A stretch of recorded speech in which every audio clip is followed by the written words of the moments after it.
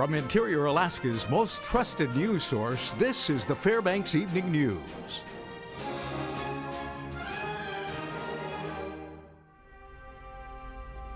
Welcome to the Fbx Evening News. Today, the Alaska Congressional Delegation welcomed the announcement by the Missile Defense Agency that it's examining the Pacific Spaceport Complex in Kodiak as a potential site for missile defense flight testing. Senator Lisa Murkowski said the Missile Defense Agency continues to recognize Alaska's geographic advantage in the execution of its mission. Senator Dan Sullivan said today's announcement reaffirms the fact that Alaska is the cornerstone of the nation's missile defense. He said he is hopeful the news will breathe new life into a world-class launch complex on the island. Congressman Don Young said with growing threats from North Korea combined with Iran's nuclear ambitions, it's vital that the United States remain vigilant. An external review done by an Anchorage attorney shows the Dean of Students and Administration oversight are some of the issues involved with a Title IX breakdown on the University of Alaska Fairbanks campus. UA President Jim Johnson and Interim Chancellor Mike Powers spoke with the media today about their findings on the Title IX external self-audit. Johnson and the Board of Regents commissioned a review by attorney Jeff Feldman last fall. Feldman released a review on the factors that led to the breakdown, saying the primary causes were due to the discipline philosophy of the former UAF Dean of Students, the lack of understanding to the 2011 Title IX guidance, and the oversight of an under-resourced administration. President Johnson says the university has made procedure and structure changes, but still has more work to do. This report by attorney Jeff Feldman, requested by the Regents and me, is a reminder that we have been working diligently, but still have a ways to go. UA and UAF have taken steps to implement procedural, staffing, and structural changes. At the system level, new processes ensure that past failures will not be repeated. Equally important is the continued cultural shift that's occurring across, frankly, all campuses across the U.S. But here in particular at UAF, 98% of our employees have completed Title IX training. Over 500 student leaders have been trained in active bystander training, and that is engagement in the process. If you see something, say something, do something. Several hundred students have completed online alcohol awareness and healthy relationship training as part of this cultural shift. The man whose criminal case eventually led to the firing of a Fairbanks School District superintendent was sentenced yesterday. As we reported, Claude Folks was ordered to serve 35 years in prison, followed by 20 years probation. Folks was working for the school district as a tutor at the time he was accused of sexually abusing a teenage boy. The Fairbanks North Star Borough School Board eventually terminated Superintendent Pete Lewis for his handling of the case. Folks still faces sexual abuse charges in which he's accused of assaulting a different boy. Meanwhile, litigation continues between the district and Lewis, with the board scheduled to meet again next week with attorneys on the matter. A helicopter crew airlifted wreckage from the fatal Birchwood plane crash yesterday. It moved the debris from the wooded area where the plane went down to an area where it could be loaded onto a flatbed truck and taken to a site for study. National Transportation Safety Board investigator Sean Williams said the recovery effort was complete and explained that even the tiniest bit of evidence can show what went wrong and caused the crash.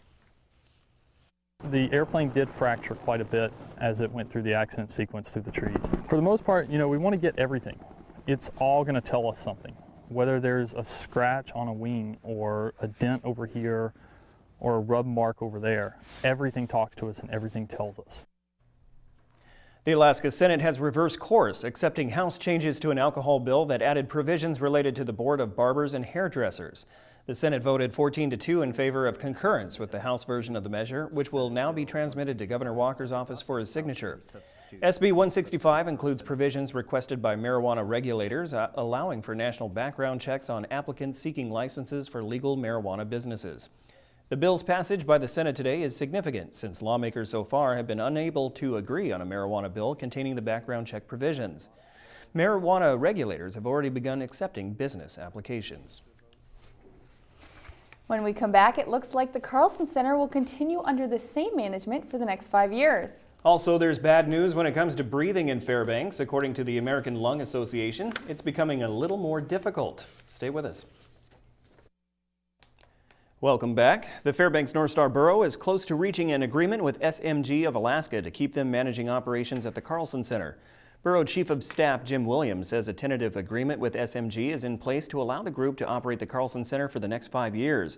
Williams said the deal will likely be done on Monday. Borough Mayor Carl Castle announced in February the administration's plan to potentially take over operations at the Carlson Center, which operated at a $1.3 million deficit in FY 2016. The borough provides subsidies to help cover operating costs at the facility. In March, the Borough Assembly approved $470,000 to cover the cost of 11 administrative positions should the borough take over as operator at the arena. The American Lung Association's 2016 State of the Air report found Fairbanks to be the 5th most polluted city in the nation for short-term particle pollution. Particle pollution is made up of soot or tiny particles that come from wildfires and wood-burning devices, as well as coal-fired power plants and diesel emissions. The Lung Association says these particles are so small they can lodge deep in the lungs and trigger asthma attacks, heart attacks and stroke, and begin development of cancer. Each year, the State of the Air reports on the 2 most widespread outdoor air pollutants, ozone pollution and particle pollution. Both Fairbanks and Mat-Su received Fs in this year's short-term particle pollution report. Wood burning for heat is the biggest culprit for Fairbanks and Mat-Su fine particle pollution. There are regulations and programs in effect to deal with the problem, but the Lung Association says that since Fairbanks is in a valley, only so much can be done. A lot of our behavior can really impact that. We can't do anything about inversions, but if we can ensure that we're not having to be victims of wildfires that are man-made, that's going to be definitely something that will turn out in our favor. But also, if we don't have things like hydronic heaters or inefficiently burning wood stoves, and this is not just the wood that you're putting in the stove, but also making sure that it's burning hot enough, making sure that your flue is clean, things like that will go a long way in helping to decrease the PM 2.5 that's in our air. It may seem like the headlines are constantly about crime occurring almost daily, but according to City Mayor John Eberhardt, there is actually some good news on the subject to pass along. Speaking before the general membership meeting of the Downtown Rotary Club, the mayor said that new statistics have been released regarding serious crimes in the interior.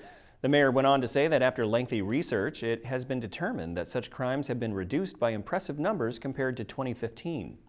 The chief has started a lot of new programs and initiatives like community-oriented policing, immersion officers. Of course, the Diversity Council is helping advise us. And yes, violent crime, he says, in the past year has dropped 27%, and property crime's gone down 2%, at a time when we're short of officers. The Downtown Association of Fairbanks hosted its annual pre-summer meeting yesterday evening. The meeting took place at the Morris Thompson Cultural and Visitors Center and included downtown businesses, public officials, and tourism representatives. Buzzy Chu of Premier Alaska Tours discussed the summer visitor patterns. She said that Premier expects to see 5 to 8% increase in tourism season this year. Deb Hickok from Explore Fairbanks provided an update on the tourism industry, saying that Explore Fairbanks is seeing more growth in the number of tourists from China to Taiwan.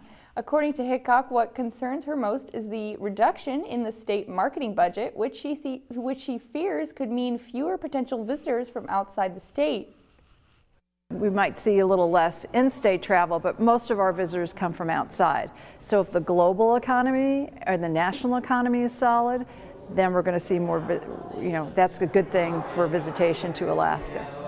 So we're more impacted by global economies and national economy than we are by the state economy as an industry, because our visitors are coming from outside. What concerns us is a reduction in state marketing budget. It means we're not getting as many messages out to potential visitors as we should. All right, Joe Cook is next with sports as the Alaska Nanook volleyball team gets their first recruits under new head coach Brian Scott. Also, highlights from an interesting night of high school sports. All that and more after the break.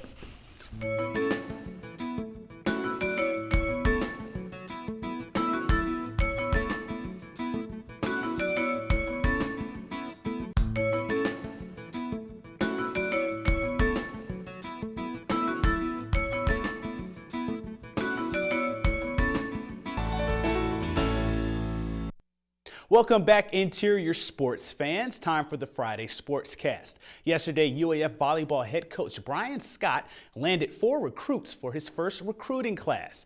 Gina Hickel, Angela Molesworth, Paola Oliver, Kim Wong signed NLIs to become Nooks. Molesworth transfers in from Scottsdale CC and was a 2-time junior college All-American, first-team All-Conference, 6'2" outside hitter.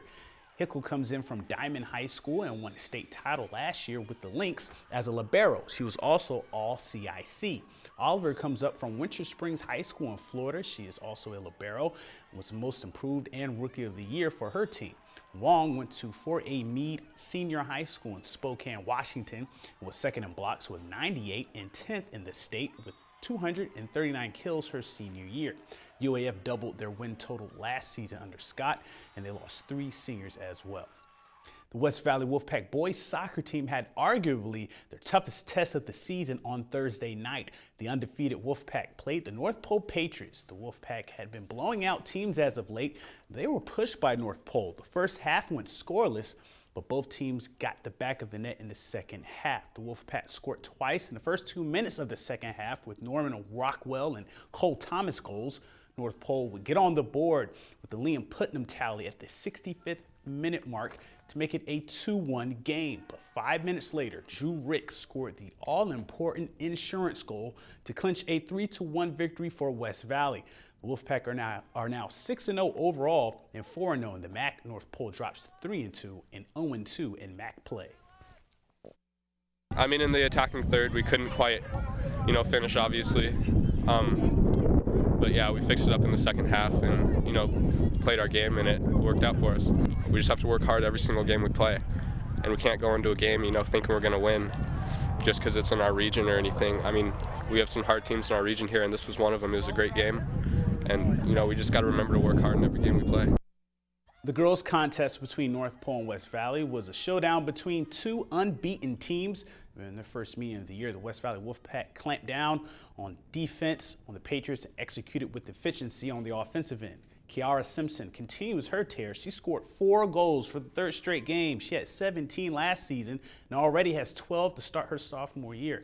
Teammate Riley Baumgartner scored twice and added an assist.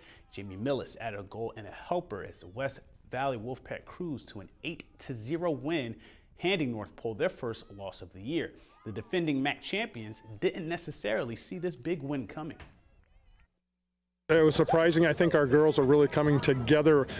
We've had our first 2 games, actually a couple scrimmages and stuff, so now they have really starting to really play together.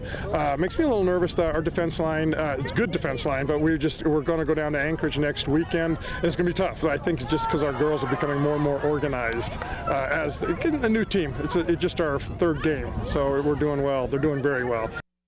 In last night's other soccer game, the Lathrop boys improved to 3-2 and 2-0 in the MAC with a 6-1 win over Owlson. Zach Kosa registered a hat trick to lead the Mutes. Andrew North, he scored for the Ravens in the loss. Over at West Valley High School, the Hutchinson Hawks and Allison Ravens met for their season openers on Thursday night in baseball. It was a pretty close game throughout. It was tied 5-5 in the 4th inning until a balk by the Ravens gave Hutch the advantage. They followed that up with the Isaac Rell RBI single that brought in Justin Lunsford. Hutch led by 2 at that point.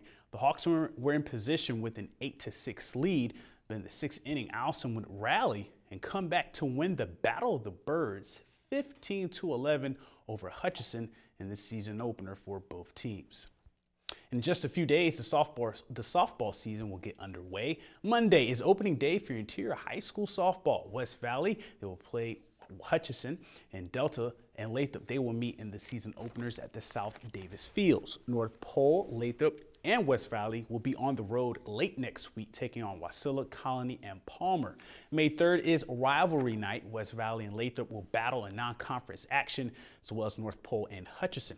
They will be the first meeting between the teams this year. The South Davis Fields will also be the site of the ASAA First National Bank State Softball Tournament June 3rd and 4th. And some breaking news while on the air, the Fairbanks Ice Dogs win Game 4 of the Midwest Division semifinals over Cooley Region 4-1, the final in Wisconsin. The Ice Dogs never trailed. Gavin Nieto, he made 18 saves, while Reiner Gorowski and Josef Ingman both had a goal and a helper each in the win. The Ice Dogs, they win the series 3-1. Fairbanks will face the Minnesota Wilderness or Janesville Jets in the Midwest Division finals.